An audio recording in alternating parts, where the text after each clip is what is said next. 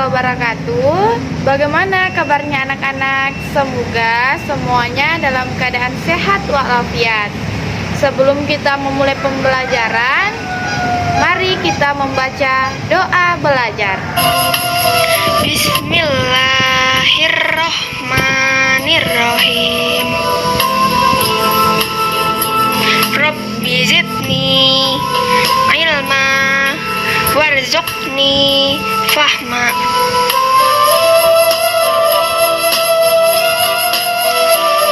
Artinya, ya Allah, tambahkanlah aku ilmu dan berilah aku rezeki akan kepahaman. Anak-anakku yang hebat, pernahkah kalian mendengar kata hak, kewajiban, dan tanggung jawab? Apakah ibu mempunyai hak? Apakah kamu mempunyai hak? Apakah tanggung jawab itu penting? Nah, itu yang akan dipelajari pada pertemuan hari ini. Namun sebelum itu, mari kita tepuk semangat. Ikuti ibu ya. Tepuk semangat. Semangat. Semangat, ayey. Anak-anakku, tak terasa kita telah memasuki tema 3 subtema 1. Nah, video ini akan menjelaskan muatan PKN tentang hak, kewajiban, dan tanggung jawab.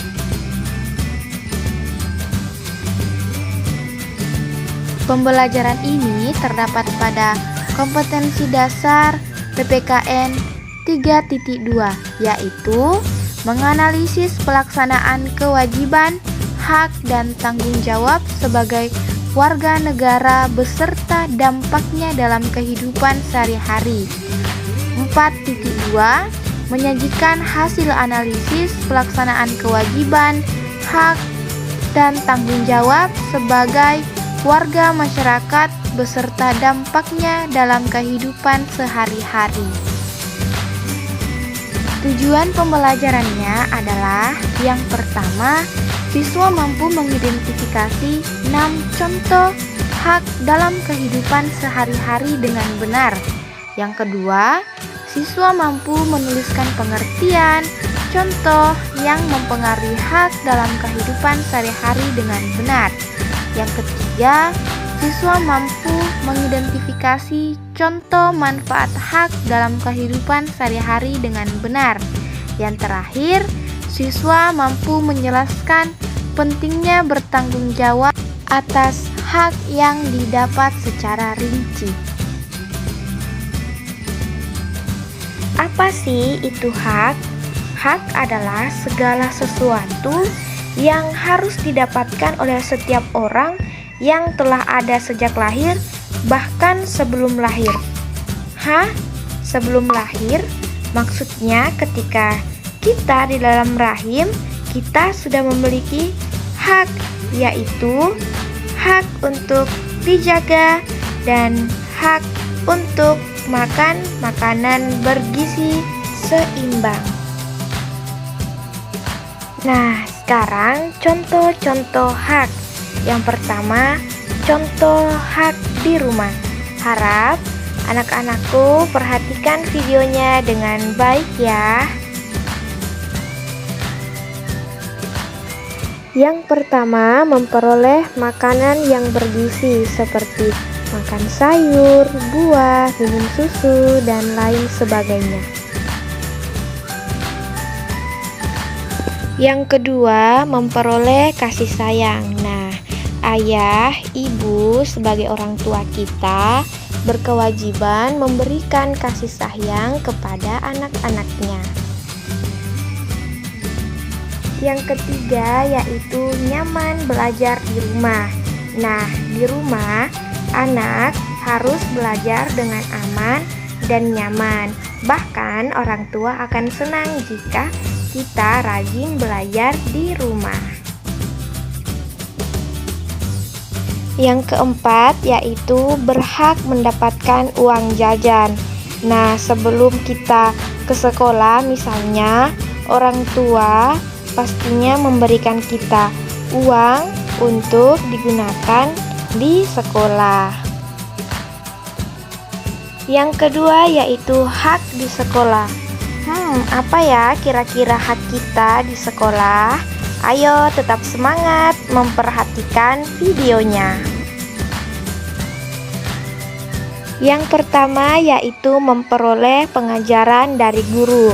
Seperti yang kita sedang lakukan sekarang ini anak-anak, meskipun adanya COVID-19, proses pembelajaran harus tetap terlaksanakan. Guru harus memberikan pembelajaran untuk anak-anakku agar menjadi anak yang pintar. Yang kedua yaitu bermain saat jam istirahat. Nah, kalau sekarang karena pembelajaran daring, anak-anakku istirahatnya di rumah masing-masing, bisa bermain dengan adik atau kakak di rumah. Ketiga, belajar dengan nyaman di sekolah. Nah, sama dengan yang di rumah, anak-anakku juga harus belajar dengan aman dan nyaman di sekolah agar materi-materi yang diajarkan guru, anak-anakku bisa dengan mudah paham akan materinya. Yang ketiga yaitu hak di masyarakat. Anak-anakku sudah pasti tahu kan masyarakat itu apa? Nah, anak-anakku juga harus tahu apa sih hak yang harus diperoleh di lingkungan masyarakat. Yang pertama yaitu bermain di lingkungan yang bersih. Nah, pastinya kalau kita bermain di lingkungan yang bersih, kita akan sehat dan nyaman saat bermain. Coba anak-anakku bayangkan ketika lingkungannya bau dan tidak bersih, pastinya sangat mengganggu saat bermain, bukan? Yang kedua yaitu ikut serta dalam kerja bakti. Nah, anak-anakku ketika di lingkungan masyarakat, tetangga pada gotong royong membersihkan selokan misalnya, membersihkan masjid misalnya, anak-anakku harus membantu ya, jangan dilihat-lihat saja. Yang ketiga yaitu memperoleh rasa aman saat bermain. Ketika anak-anakku bermain dengan anak tetangga, itu harus dengan rasa aman, tanpa adanya gangguan apalagi mengancam keselamatan. Anak-anakku, sekarang kita akan membahas tentang contoh faktor yang mempengaruhi penggunaan hak. Nah, penggunaan hak ini dapat dipengaruhi ya. Nah, pertama kita akan membahas di lingkungan rumah. Yang pertama, kemampuan ekonomi keluarga. Anak-anakku pastinya sudah tahu bahwa ekonomi keluarga masing-masing dari kalian semua itu berbeda-beda ya. Nah, itu akan mempengaruhi hak di lingkungan rumah. Yang kedua yaitu aktivitas orang tua. Misalnya orang tua yang terlalu sibuk bekerja dan tidak sempat memberikan anaknya kasih sayang. Yang ketiga yaitu aktivitas lain di rumah. Misalnya di rumah terlalu ribut sehingga anak-anakku tidak mendapatkan hak, yaitu hak nyaman belajar di rumah. Yang kedua yaitu lingkungan sekolah. Pertama, waktu belajar. Ketika anak-anakku tidak mendapatkan pengajaran dari guru atau anak-anakku tidak diberikan waktu belajar, nah anak-anakku tidak akan mendapatkan haknya. Yang kedua yaitu waktu bermain. Oleh sebab itu, sekolah harus mengatur waktu istirahat untuk anak-anakku dapat beristirahat dan bermain selepas belajar, dan nanti akan dilanjutkan pembelajaran berikutnya. Yang ketiga yaitu aktivitas lain di sekolah. Misalnya ada kegiatan-kegiatan di sekolah yang dapat mempengaruhi, mengganggu kenyamanan dan keamanan siswa yang sedang belajar. Yang terakhir yaitu di lingkungan masyarakat. Pertama, kesadaran masyarakat dalam menjaga kebersihan. Nah, ketika ada masyarakat yang tidak sadar akan kebersihan, contohnya mereka masih membuang sampah sembarangan, tidak mau bergotong royong membantu masyarakat lain, itu akan mempengaruhi hak kita untuk dapat bermain di lingkungan yang bersih. Yang kedua yaitu usia. Usia akan mempengaruhi penggunaan hak, misalnya yang masih muda maupun yang sudah tua. Wah, sudah di pembahasan terakhir, nomor 3, harus semangat ya. Yang ketiga, kesadaran masyarakat dalam menjaga keamanan. Coba anak-anakku bayangkan, ketika masyarakat tidak menjaga keamanan di lingkungan rumah, masih banyak yang rumahnya dimasuki oleh pencuri misalnya, dan di sana kekerasan dibiarkan. Nah, itu akan mempengaruhi hak kita untuk bermain di lingkungan sekitar. Kita akan merasa tidak aman. Anak-anakku harus ingat bahwa kita tidak boleh menggunakan hak semau kita, karena hak kita dibatasi oleh hak orang lain. Bagaimana sih maksudnya, Bu Guru? Maksudnya yaitu selain kita memiliki hak, orang lain, semua orang bahkan mempunyai hak juga. Misalnya, ketika kita menonton TV, kita mempunyai hak menonton TV.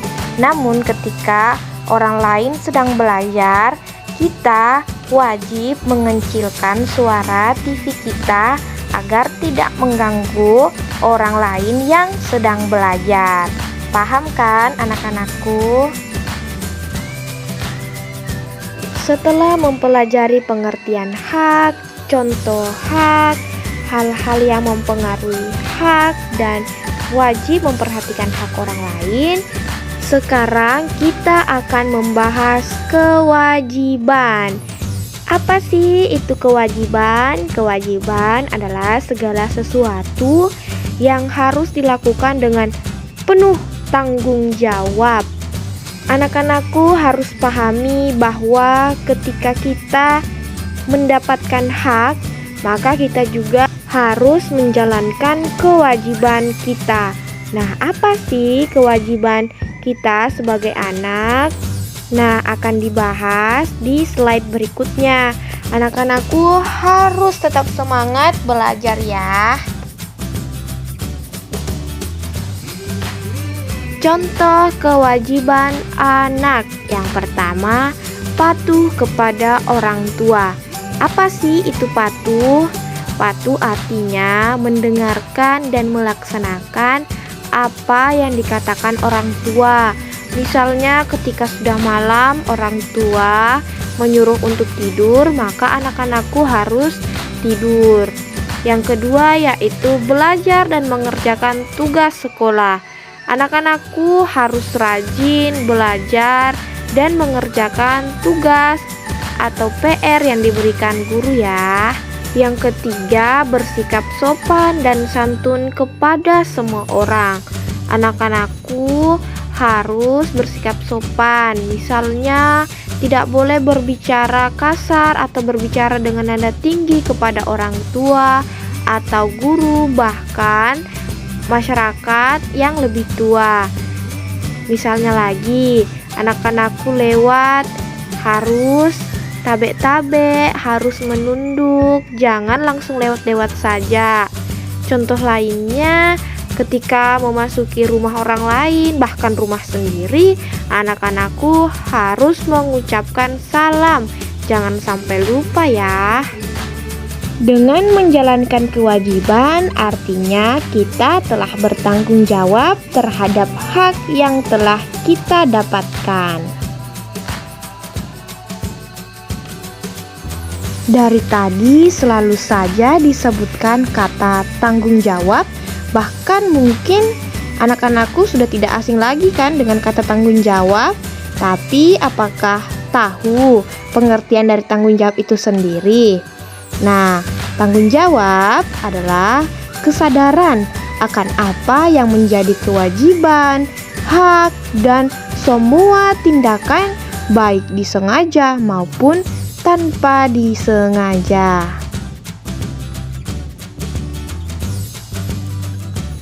Berikut ini contoh penggunaan hak yang bertanggung jawab beserta manfaatnya. Ibu berharap anak-anakku tetap semangat memperhatikan videonya agar nanti dapat diterapkan dalam kehidupan sehari-hari. Ya, seperti biasa, yang pertama di lingkungan sekolah. Yang pertama, mendapat pengajaran dengan mendengarkan penjelasan guru. Seperti yang anak-anakku sudah tahu bahwa mendapat pengajaran dari guru merupakan hak anak-anakku sekalian, dan kewajibannya yaitu mendengarkan penjelasan dari guru. Apa sih manfaatnya? Manfaatnya agar materi yang dijelaskan oleh guru dapat diterima, dapat anak-anakku ketahui dengan baik. Namun untuk sekarang ini pembelajaran yang kita lakukan yaitu pembelajaran jarak jauh. Tapi yang pasti tidak akan mengurangi konsentrasi anak-anakku. Semua dalam hal belajar harus tetap semangat ya. Yang kedua yaitu membaca buku di perpustakaan dengan tenang. Meminjam buku dan membaca buku di perpustakaan merupakan hak anak-anakku sekalian. Namun tidak ribut di perpustakaan, membaca dengan tenang di perpustakaan merupakan kewajiban. Manfaatnya yaitu agar orang lain tidak terganggu dengan keributan yang kita buat. Yang ketiga, bermain saat jam istirahat tanpa menimbulkan kegaduhan. Dari pembahasan sebelumnya, anak-anakku pastinya sudah tahu bahwa bermain bersama teman merupakan hak. Namun, kewajibannya jangan sampai saat bermain anak-anakku mengganggu siswa lain. Misalnya masih ada siswa yang belajar. Jadi, ibu harap jika anak-anakku bermain jangan terlalu ribut agar tidak terjadi sebuah kegaduhan yang bahkan mengganggu hak orang lain. Nomor 2, hak yang dilakukan dengan tanggung jawab beserta manfaatnya di lingkungan rumah. Pertama yaitu menonton TV dengan jarak yang benar dan tidak terlalu malam.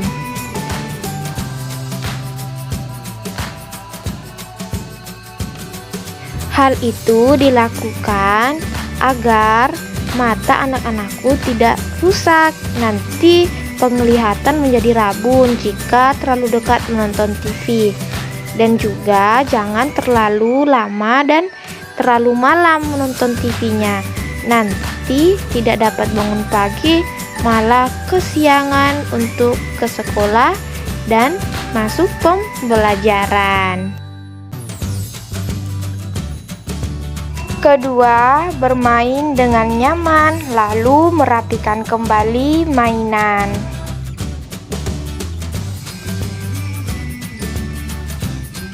Anak-anakku kan sudah tahu bahwa memiliki hak untuk bermain di rumah, di sekolah maupun di lingkungan masyarakat.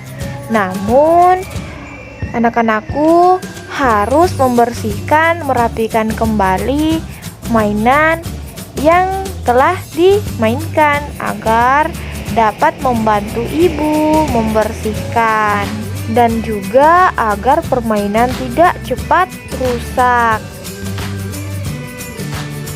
Yang ketiga, makan makanan yang bergizi, lalu mencuci piring kotor yang telah digunakan. Nah, anak-anakku, setelah makan, sebaiknya mencuci piring kotor untuk membantu ibu dan dapur tidak berantakan. Kan enak kalau dapur kelihatan bersih, ya kan? Yang ketiga, di lingkungan masyarakat. Ayo tetap semangat ya.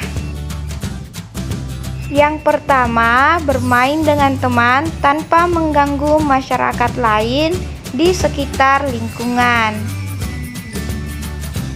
Nah, anak-anakku pasti sudah tahu bahwa anak-anakku memiliki hak bermain. Namun, hak anak-anakku jangan sampai mengganggu hak orang lain. Jadi, ketika anak-anakku bermain di lingkungan, apalagi di lingkungan itu banyak orang lain, maka jangan sampai mengganggu, paham ya? Dan juga ketika anak-anakku berada di taman, jangan menginjak rumput karena dapat membuat rumputnya mati dan rusak. Ikuti peraturan ya. Yang kedua yaitu bermain sepeda tidak di jalan raya. Anak-anakku pasti tahu bahwa di jalan raya itu banyak kendaraan yang bergerak dengan cepat, melaju dengan cepat. Nah, itu sangat berbahaya ketika anak-anakku bermain sepeda di jalan raya. Oleh sebab itu, bermain sepedanya bisa di lorong-lorong kecil dekat rumah, di lapangan, di tanah yang lapang, agar anak-anakku terhindar dari hal-hal yang tidak diinginkan seperti jatuh atau bahkan terluka. Perhatikan contoh video yang ibu telah sajikan.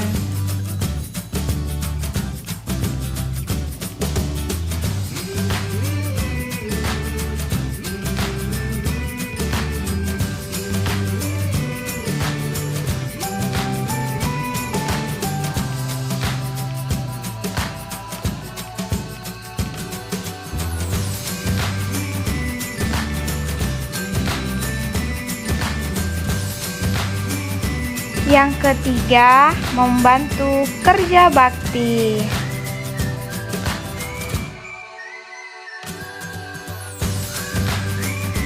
Anak-anak ibu yang hebat, sebagai anak yang pintar, baiknya membantu masyarakat saat bergotong royong. Namun, pekerjaan yang dilakukan sesuai dengan kemampuan anak-anakku saja. Misalnya memungut sampah, menyapu, mengangkat barang-barang yang ringan, seperti itu. Nah, sekarang kita telah sampai di akhir pembelajaran, yaitu membaca cerita Lampu Belajar Hadiah dari Ayah, lalu menjawab soal-soal yang ibu sediakan ya. Nah, ayo membaca sama-sama. Lampu Belajar Hadiah dari Ayah. Setiap malam hari pukul 19.00 sampai 20.00 atau jam 7 malam sampai jam 8 malam, Siti dan adiknya selalu belajar. Mereka belajar dengan menggunakan lampu belajar. Lampu belajar itu adalah hadiah dari Ayah 6 bulan yang lalu. Ayah memberikan lampu belajar kepada Siti dan adiknya supaya mereka giat belajar. Siti selalu menjaga lampu belajar miliknya. Ia mematikan ketika sudah selesai digunakan. Ia juga membersihkannya jika kotor. Sampai saat ini, lampu belajar Siti masih dapat digunakan dengan baik. Siti terlihat nyaman saat belajar. Berbeda dengan adik Siti yang selalu mengeluh ketika belajar. Lampu belajarnya rusak. Lampu belajarnya rusak karena sering tidak dimatikan. Terlihat juga banyak kotoran yang menempel karena jarang dibersihkan. Ayah berpesan kepada Siti dan adiknya untuk merawat barang-barang mereka. Barang-barang yang dirawat dengan baik tidak mudah rusak. Hal ini membuat barang-barang tersebut dapat dimanfaatkan dalam waktu yang lama. Nah, setelah membaca lampu belajar hadiah dari ayah, jawablah pertanyaan ini ya. Nomor 1, apakah hak yang didapatkan oleh Siti? Nomor 2, apakah hak yang didapatkan oleh adik Siti? Ketiga, apakah Siti telah menggunakan haknya dengan tanggung jawab? Nomor 4, apakah adik Siti telah menggunakan haknya dengan tanggung jawab? Terakhir, nomor 5, apakah manfaatnya ketika kita menggunakan hak kita dengan tanggung jawab? Semangat ya anak-anakku, kerja tugasnya. Tugasnya ditulis di buku tugas, lalu nanti difotokan, kirim di grup belajar. Baik anak-anakku yang hebat, selamat bekerja ya. Semangat. Oh iya, anak-anak ibu yang hebat, jangan lupa ya tulis rangkuman dari video yang anak-anakku telah simak. Ditulis di buku tugas ya. Dan jangan lupa pelajaran kita selanjutnya. Ibu harap sebelum memulai pembelajaran, anak-anakku telah membaca terlebih dahulu materinya. Oke? Berikutnya, ayo menyanyi lagu nasional bersama-sama. Nyanyikan dengan suara lantang dan keras ya. Garuda Pancasila.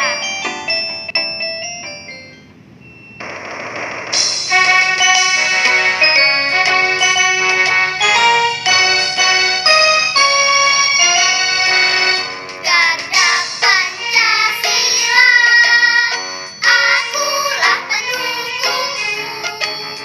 Patriot proklamasi, sedia berkorban untukmu. Pancasila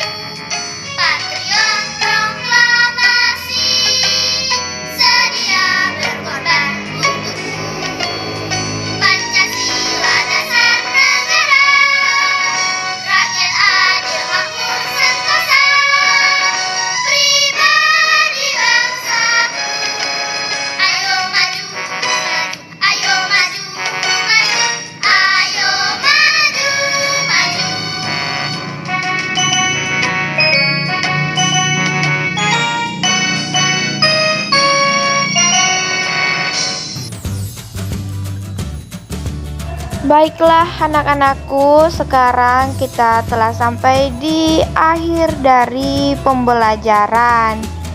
Jangan lupa baca doa ya, nanti ada videonya, diikuti. Sesudah itu anak-anakku langsung mengerjakan tugas ya. Baiklah, sampai jumpa di pertemuan selanjutnya. Ibu pamit dengan ucapan wassalamualaikum warahmatullahi wabarakatuh. Allahumma arinal haqqo warzuqna tiba'ah wa